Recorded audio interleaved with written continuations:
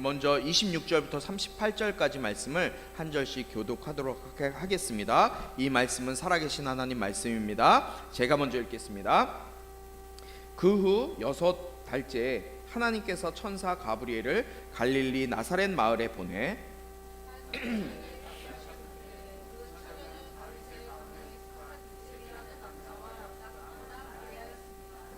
천사가 마리아에게 가서 말했습니다. 기뻐하여라, 은혜를 입은 자여, 주께서 너와 함께 하신다.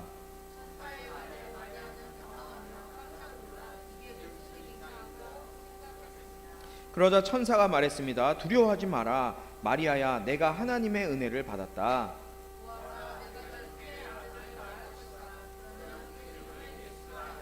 그는 위대한 이가 될 것이요 지극히 높으신 분의 아들이라 불릴 것이다. 주 하나님께서 그에게 그 조상 다윗의 보좌를 주실 것이다.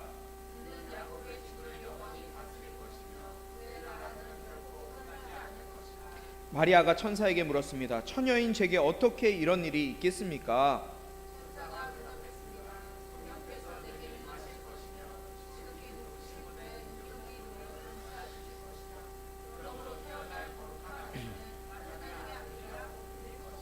보아라, 내 친척 엘리사벳도 그렇게 많은 나이에 아이를 가졌다. 아이를 갖지 못하는 여자라 불렸는데 임신한 지 벌써 6달째가 됐다. 함께 있습니다. 그러자 마리아가 대답했습니다. 보십시오, 저는 주의 여종입니다. 당신의 말씀대로 제게 이루어지기를 원합니다. 그러자 천사가 마리아에게서 떠나갔습니다. 아멘. 성탄절이 가까워오면 올수록 우리는 떠오르는 인물들이 몇 인물이 있어요. 성경의 인물 중에. 그 중에 대표적인 인물이 누구예요? 오늘 우리가 본 마리아라는 여인입니다. 오늘 이 마리아라는 여인을 보면 여인의 삶은 전혀 다른 두 가지 측면이 예수님을 임신하게 됨으로 인해서 이 여인에겐 전혀 다른 면의 모습이 나타나게 돼요. 하나는 아주 희망적이고 소망적인 밝은 면이 나타나요. 그리고 또 다른 면은 어떤 면이겠어요? 아주 고난스럽고 고난의 또 고통스러운 어두운 면의 모습이 이 마리아의 인생 가운데 나타나는 것을 보게 돼요.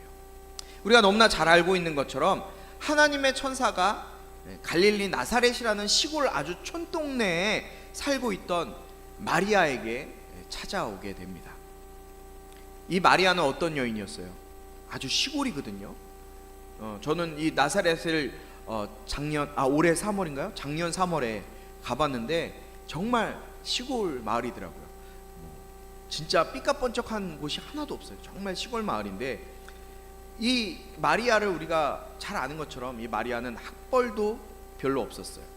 그리고 가정 환경도 별로 그럴듯한 배경을 가지고 있지 않았던 그냥 시골에 사는 한 젊은 처녀 여인에 불과했던 한 여인이었어요. 그러한 아무것도 아닌 이 마리아라는 여인에게 가브리엘 천사가 찾아와서 하는 말이 무엇입니까? 28절에 기뻐하여라, 은혜를 입은 자여, 주께서 너와 함께 하신다라는 말을 전해 주었어요. 뭐예요? 마리아야, 임마누엘이다 라고 말한 거예요. 임마누엘이다. 하나님께서 너와 함께 하신다. 이 말을 이어서 30절 31절에 한번 이 말씀을 같이 30절 31절 같이 한번 읽도록 하겠습니다. 시작.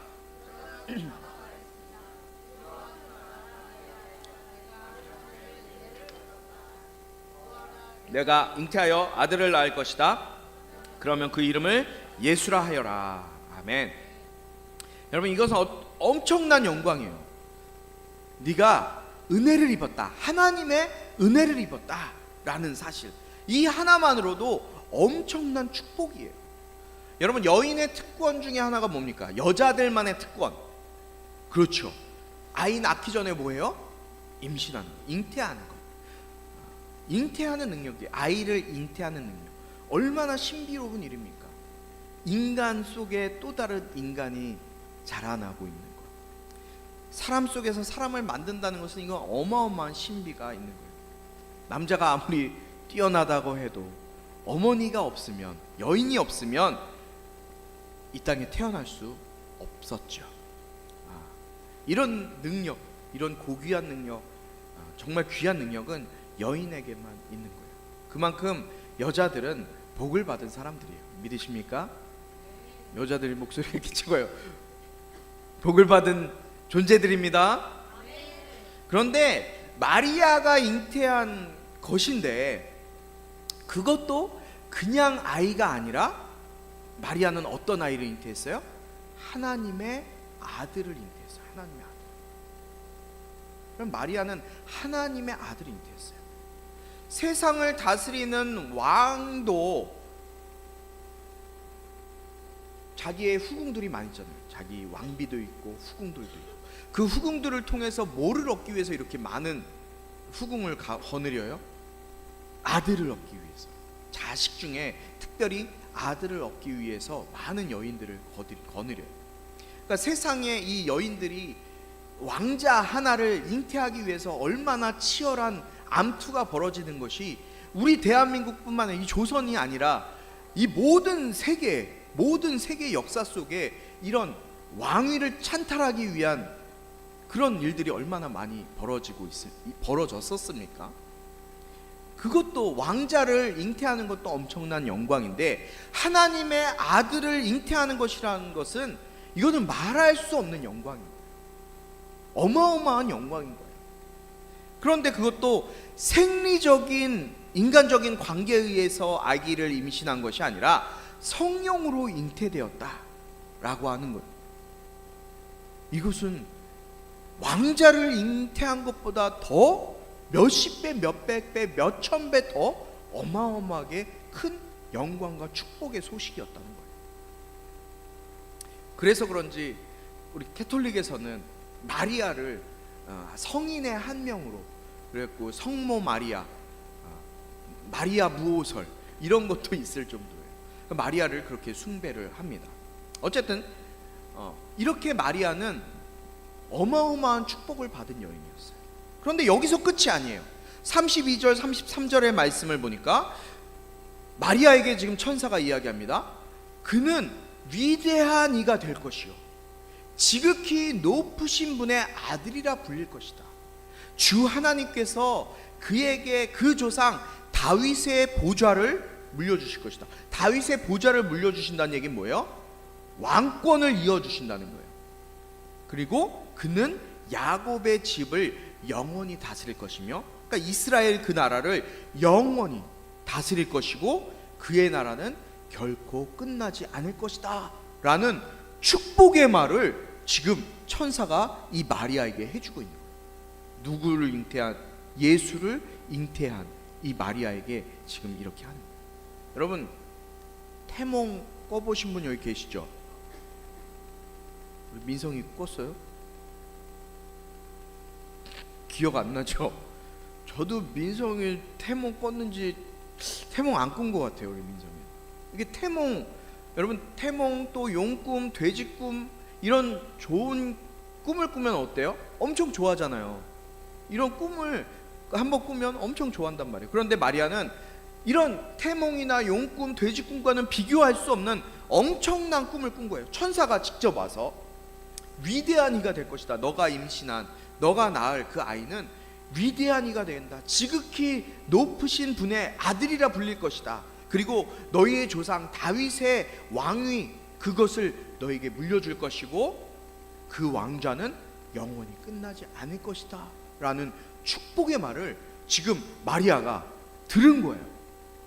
여러분 이거 나랑 상관없어요? 이렇게 감동이 없어요. 이거 어마어마하게 큰 축복이에요. 아주 판타스틱하고 스펙타클하고 아주 어썸한 이런 일이 지금 마리아에게 일어나고 있는 거예요. 그런데 왜 하필 하나님께서는 그 많은 여인들 중에 많은 여자들이 그 시대에 살았지만 하필 마리아라는 정말 아무것도 없는 보잘것없는 이 시골에 있는 한 여인을 선택하신 걸까요? 마리아는 정말 특별하지 않았어요. 그냥 너무너무 평범해도 너무 평범했어요. 그렇지만 마리아에게만 특별한 무언가가 있어서 하나님이 이렇게 마리아를 선택하셨을까요? 제가 이 말씀을 준비하면서 다시 한번 역사적으로 이스라엘 역사를 쭉 한번 다시 보니까 역사적으로 볼 때 하나님의 일은 아주 유명하고 유능하고 높은 신분을 가지고 있는 사람들이 하나님의 일을 한 것은 별로 없었던 것 같아요. 구약시대 선지자들을 보면 대부분은 농부나 목동이나 아주 비천한, 직업적으로 보면 비천한 사람들, 아주 잘나지 않은 사람들, 그런 사람들. 여러분 잘 아는 기드온은 어떤 사람이었어요? 기드온은 어마어마한 미디안과 전쟁을 해서 어마어마한 일을 했던 사람인데, 기드온은 하나님이 말씀하실 때 그 말씀도 믿지 못했고, 하나님 나에게 증거를 보여주세요. 2번이나 보여주세요. 한 번 보여줬는데 그것도 못 믿어서 또 물어봐. 그리고 포도주 틀 하나 들어가서 덜덜덜 떨면서 두려워했던 그런 사람 하나님이 들어서 미디안이라는 강대국을 물리치는데 하나님 또 사용하시잖아요. 다윗은 어때요? 다윗은 그냥 양치는 목동에 불과했어요. 어린 목동, 아무것도 없었어요. 그런데 그가 어떤 일을 했어요? 돌판매를 가지고 골리앗을 물리치고 이스라엘의 2번째 왕이 됐어요. 하나님은 잘나지 않았고 능력이 없었던 그냥 평범한 사람, 그런 사람들 사용하셨어요. 예수님은요? 예수님의 제자는 어땠는데요? 예수님의 제자들, 의사인 누가와 세리, 수 좀 잘 세고 돈 많이 벌었던 이 마태, 세리 빼고는 대부분 다 누구였어요? 어부였어요. 베드로뿐만 아니라 안드레도 그렇고요, 다 어부였어요. 별로 세상적으로 잘 나가는 사람이 없었어요. 어부와 농부, 배우지 못한 사람들, 그런 사람들을 하나님이 들어서 사용하시는 거예요. 정말 말 그대로 네임리스하고 페이스리스한 사람들, 이름 없고 명예 없고 그렇게 특별히 잘난 것 없는 그런 사람들을 하나님은 들어서 하나님의 일을 하게 하셨다는 거예요. 사랑하는 우리 꿈꾸는 교회 성도 여러분, 하나님은 특별한 사람을 들어서 쓰시는 분이 아니에요. 오늘 본문의 마리아와 같이 어떻게 보면 별 볼 일 없는 사람이지만 그런 사람도 하나님께서 들어 사용하시는 분이라는 거예요. 여러분, 그런 케이스가 또 있죠. 누구예요? 저와 여러분이에요. 저와 여러분이라니까요. 여러분, 저와 여러분이 뭐 특별한 게 있어요? 뭐 잘났어요? 물론 저보다 잘나신 분들도 있겠지만 저 정말 잘난 것 없어요. 비웃지 마세요. 저 진짜 아무것도 없고 가진 것도 없고 능력도 없는 사람이지만 하나님께서 저 같은 사람을 사랑하셔서 하나님의 자녀 삼아주시고 특별히 우리 은정사모 알게 하시고 만나게 하셔서 예수의 이름을 가진 자로 살아가게 하셨어요. 여러분들도 목사님과 사모님을 통해서 매주 예수의 이름을 듣고 그 예수의 이름의 능력이 어떤 능력인지, 내 능력이 내 힘이 아니기 때문에 예수로 살아가야 된다라는 것을 여러분들이 매주 배우고 그 말씀을 나도 모르게 여러분의 삶 가운데 품고 살아가는 그런 사람이 된 거예요. 주님은 저와 여러분과 같은 평범한 사람도 들어서 사용하는 분이시라는 것을 꼭 기억하시기 바라요.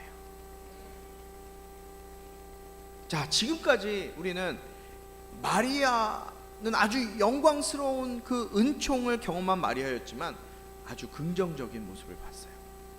그런데 지금부터 살펴본 마리아의 다른 모습은요, 하나님의 아들을 잉태되어서 겪게 되는 아주 지독하고 무시무시한 멸시와 고민이 있었음을 보게 될 거예요. 마리아는 하나님의 아들을 잉태하는 영광을 얻었지만 또 한편으로는 견디기 어려운, 인간적으로 아주 견디기 어려운 수모를 겪어야만 했던 사람이었어요. 그 첫 번째가 무엇이었냐면 약혼자로부터 받는 오해였어요. 약혼을 하고 결혼할 날을 기다리고 있었던 처녀가 지금 아이를 임신하게 된 거예요. 그런데 이 아이는 자기가 약혼했던 남자와의 사이에서 생긴 아이가 아니에요. 그럼 무슨 말이 필요할까요? 지금 자기 결혼할 약혼자에게 뭐라고 얘기할 거예요? 밤에 천사가 나를 찾아와서 내가 성령으로 아기를 임신하게 됐어요 라고 말할까요? 당시에는요, 성령이라는 말이 잘 이해되지 않는 시대였어요. 이 일을 어쩌면 좋아요? 어떻게 해결할까요? 이 일을. 그래서 마태복음에 보니까 마태복음 1장 19절에 보니까 요셉이 이 사실을 알고 어떻게 했냐면 조용히 파혼하려고 해요. 요셉도 참 대단한 사람이에요. 자기와 약혼한 여인이 자기가 아닌 다른 사람의 아이를 임신했다는 것을 이게 알게 됐는데, 그것을 알고서 조용히 끊고자 했다. 파혼하려고 한 거예요. 우리가 살면서 가장 큰 아픔 중에 하나라고 하면은 저는 사랑하는 사람을 잃어버리는 것이 가장 큰 아픔이라고 생각해요. 또 하나는 뭐냐면 사랑하는 사람들로부터 오해를 받는 것. 가까운 친구나 가까운 아내나 남편, 가족으로부터 오해를 받을 때, 나를 믿어주지 않을 때, 그때 참 어려움을 경험하죠. 심지어는 자신의 결백을 주장하다가 난 진짜 그러지 않았는데, 정말 그러지 않았는데 그렇게 사람들이 오해해서 심지어는 자기의 목숨까지도 끊는 경우가 있죠. 아마 이때 마리아가 이러한 심정이 아니었을까 생각이 들어요. 그런데 약혼자인 요셉의 오해와 더불어서 동네에 나가니까 동네 사람들의 수군거림이 어찌 그렇게 많은지 마리아를 힘들게 하는 거예요. 시골 동네, 아주 작은 총동네라고 말씀드렸어요. 이 마을에 이 마리아의 소문이 삽시간에 퍼지게 된 거예요. 여인들이 모이는 곳이라면 곳곳마다 속닥속닥, 마리아가 말이야, 얌전한 고양이가 부뚜막에 먼저 올라간대. 저거 마리아 저렇게 얌전한 것 같은데, 야, 다른 임신을 먼저 했다네. 사람들은 요셉의 아이라고 생각했겠죠. 그 말을 들은 마리아의 심정을 한번 여러분 상상을 해보세요. 상상을. 그런데 이런 마리아에 대해서 37절에 천사가 아주 확인사살을 해버려요. 뭐라고 하게요? 38절에 하나님께는 불가능한 일이 전혀 없다. 딱 천사가, 가브리엘이 하나님께는 불가능한 일이 없어, 이렇게 얘기하는 거예요. 여러분, 앞에 마리아의 모습에서 먼저 주님이 쓰시는 사람은 어떤 특별하고 잘난 사람이, 중요한 사람이, 그런 사람을 하나님이 들어서 쓰시는 것이 아니라 우리와 같은, 아무것도 특별한 것, 잘난 것 없는 저와 같은, 여러분과 같은 사람도 하나님께서 들어 쓰신다라는 말씀을 드렸어요. 그런데 오늘 마리아의 모습을 보면서 주님은 그냥 평범한 사람만 사용한 것이 아니구나라는 새로운 또 한 가지의 사실을 우리는 발견하게 되는 거예요. 38절 보니까 이렇게 돼 있어요. 보십시오. 저는 주의 여종입니다. 당신의 말씀대로 제게 이루어지기를 원합니다. 다시 볼까요? 보십시오. 저는 주의 여종입니다. 당신의 말씀대로 제게 이루어지기를 원합니다. 여러분, 지금 여러분들은 마리아의 지금 현재 상황을 다 들어서 알고 계세요. 마리아가 어떤 상황과 어떤 심정을 가지고 지금 고통 가운데, 힘든 가운데 있었는지를 여러분들은 알고 계세요. 그런 마리아에게 이 천사가 와서 하나님에게는 불가능한 것이 없다, 반드시 너는 그것을 너의 삶 가운데 이루어질 것이다 라고 천사가 이야기해요. 그런데 그것을 듣고 마리아가 고백하는 말이에요. 저는 주의 여종입니다. 당신의 말씀대로 제게 이루어지기를 원합니다. 사랑하는 우리 꿈꾸는 교회 성도 여러분, 이 고백은요 결코 가벼운 성질의 고백이 아니에요. 이거 어떻게 보면 마리아니까 저거 할 수 있었지, 저렇게 말할 수, 아니요, 마리아니까 저렇게 고백할 수 있었던 것이 아니에요. 약혼자가 있는 여인이 지금 약혼한 남자의 아이가 아닌 전혀 경험이 없는 상황에서 임신을 하게 되었고, 그것도 성령으로 천사를 통해 하나님의 아들을 수태하게 되었다는 것. 약혼자와 동네 사람들의 입방아에 오르내리면서 심지어는 간음으로 인해서 이 여자는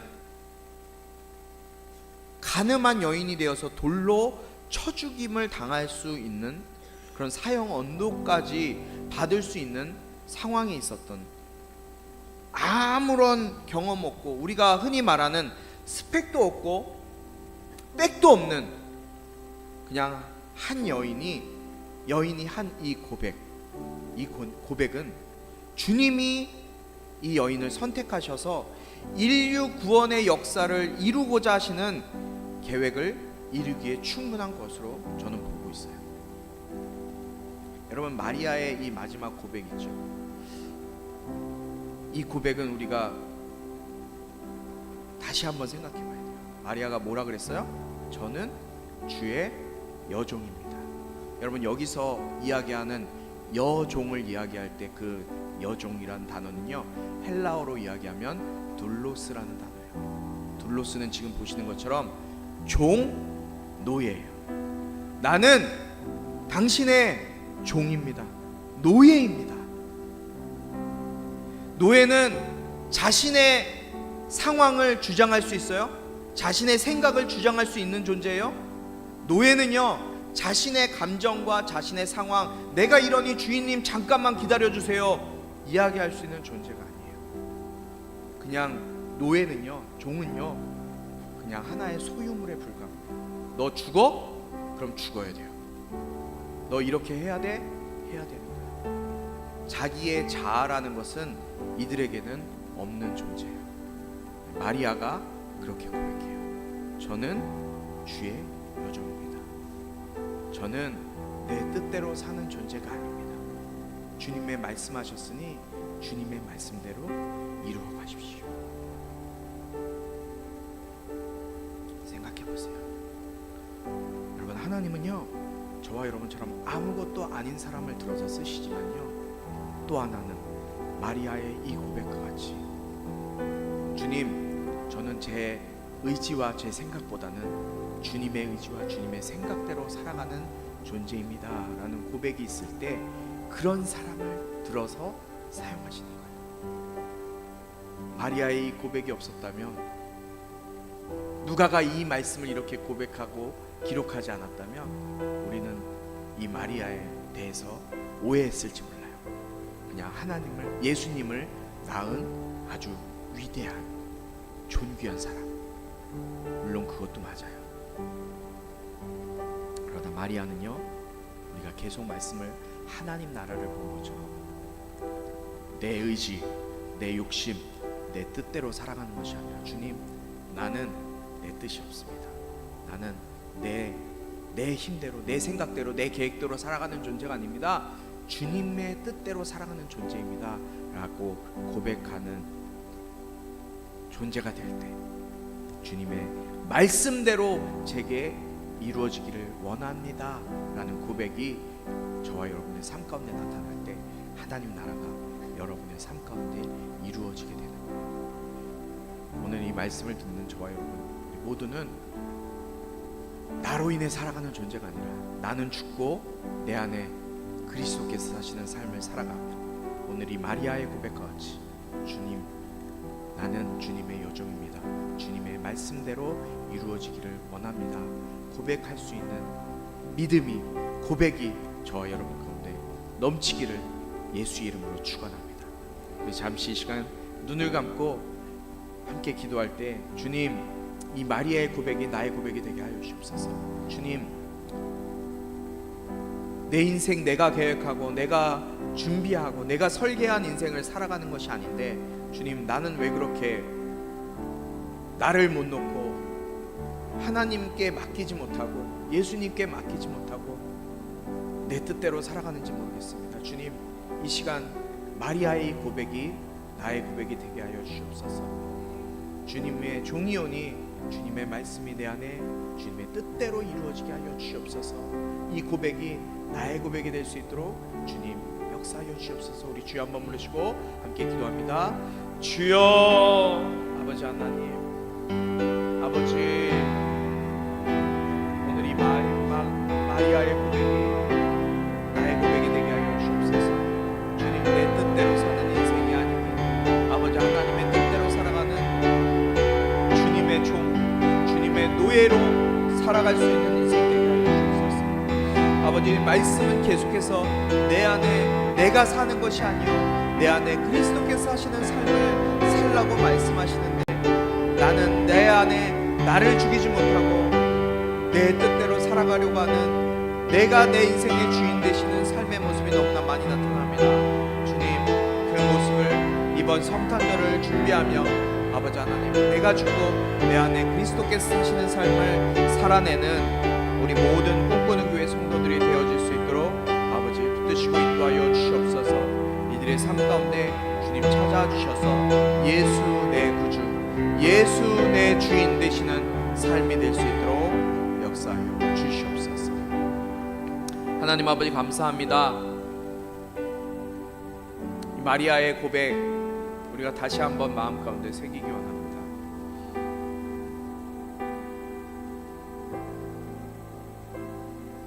우리는 자꾸 내 인생의 주인이 내가 되어서 내가 계획하고 내가 준비하고 내가 설계해서 그럴듯한 인생, 다른 세상 사람들에게 인정받고 세상 사람들이 높여주고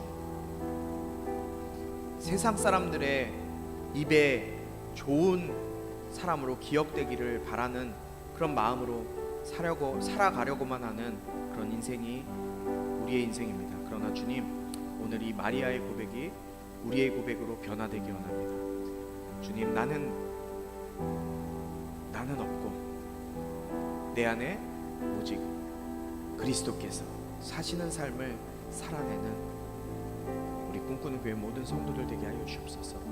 내 힘으로 살 수 없고 내 능력으로 내 경험으로도 할 수 없어 주님 앞에 철저히 낮아지게 하시고 예수의 이름 의지하고 예수의 이름 붙들고 살아갈 수 있는 그런 인생으로 주님 변화시켜 주시옵소서. 그것도 내 힘으로 할 수 없습니다. 오직 예수의 이름이 하시오니 아버지 하나님, 순간순간 주님께서 우리를 붙드시고 주님의 인도하심 가운데 살아가기에 역사하여 주시옵소서. 오늘 빈손으로 나오지 아니하고 주님 앞에 정성스럽게 귀한 예물 주님 앞에 드립니다. 이 예물이 쓰여지는 곳곳마다 하나님을 알지 못해 예수 알지 못해 죽어가는 수많은 영혼들이 예수의 이름으로 주님께 돌아오는데 쓰임받는 귀한 예물 될 수 있도록 사용하여 주시옵소서. 예수 그리스도의 십자가에 흘리신 그 은혜와 하나님 아버지의 놀라우신 구원의 그 은혜와 우리를 예수의 이름으로 살게 하시는 성령 하나님의 크고 놀라우신 이끄심과 인도하심이 이 시간 내 자신을 내려놓고 나는 주님의 종이오니 주님 뜻대로 주님 말씀대로 내게 이루어지이다 라는 고백으로 살기로 또 살고자 주님 앞에 고백한 이 모든 심령들 가운데 지금부터 영원토록 함께하기를 축원하옵나이다.